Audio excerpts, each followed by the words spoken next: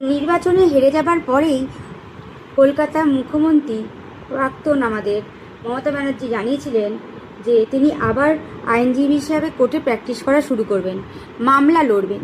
সেই কথার বাস্তব দেখা গেল কলকাতা হাইকোর্টে। প্রাক্তন মুখ্যমন্ত্রী নিজে এসে হাজির হয়েছিলেন এদিন আইনজীবী পোশাকে। আইনজীবীরা সবাই তাকে দেখে চমকে গিয়েছিলেন। 15 বছর ধরে গোটা বাংলাকে উনি জ্বালিয়েছেন, সবাইকে উত্ত্যক্ত করেছেন, বিরক্ত করেছেন। আজকে বাংলা ওনাকে পিপলস ম্যান্ডেট দিয়ে বার করে দিয়েছেন। এখন এই আদালতে আসছে, আমরা খুব চিন্তিত এখন যে আমাদেরকে আবার জ্বালাবেন আর কি, মানে বিরক্ত করবেন। এই দেখুন না, আদালত থেকে একটা পলিটিক্যাল ফোরাম হিসেবে তৈরি করার চেষ্টা করছে, তো ইস্যু তৈরি করার চেষ্টা, ভেসে থাকার ব্যর্থ চেষ্টা একটা। কেননা জনরোষ কি হয়েছে আপনারা সবাই দেখেছেন। ভারতীয় জনতা পার্টির তরফ থেকে তো কেউ ছিল না, লিটিগেন্টসরা, স্টাফেরা সবাই মিলে দেখছিলেন তো যে স্লোগান, ওনাকে দেখেই স্লোগান দিচ্ছিল আর কি বলছিল তো শুনতেই পাচ্ছিলেন। আর মানে তো আমার ছোট ভাই সূর্যনীল, ও তো ওখান থেকে রেস্কিউ করতে গিয়ে জামা কাপড় পর্যন্ত মানে ছিঁড়ে গেছে আজকে। তো এই অবস্থা। আমার একটা অন্য প্রশ্ন আছে, উনি যখন মুখ্যমন্ত্রী ছিলেন তখন তো ওনার এই প্র্যাকটিস করার যে লাইসেন্সটা, এই লাইসেন্সটা সাসপেন্ডেড থাকে।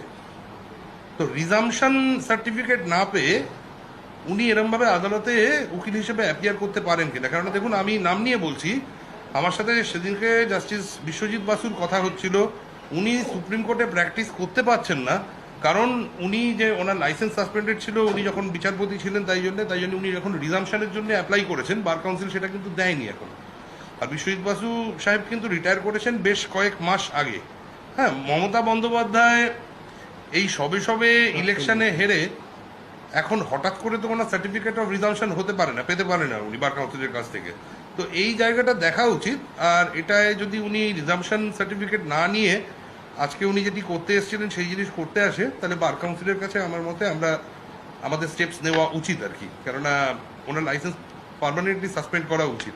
আর আমার মনে হয় সেটাও জনহিতকর হবে আর কি, আমাদের পক্ষেও খুব মানে সেটা হিতকর হবে আর কি। কেননা আদারওয়াইজ আননেসেসারি দেখুন আমাদের শরীর খারাপ হয়ে গেছে, এত বিরক্ত করেছেন ফলস কেস দিয়ে দিয়ে সমস্ত ভারতীয় জনতা পার্টির কর্মীদেরকে, নেতাদেরকে।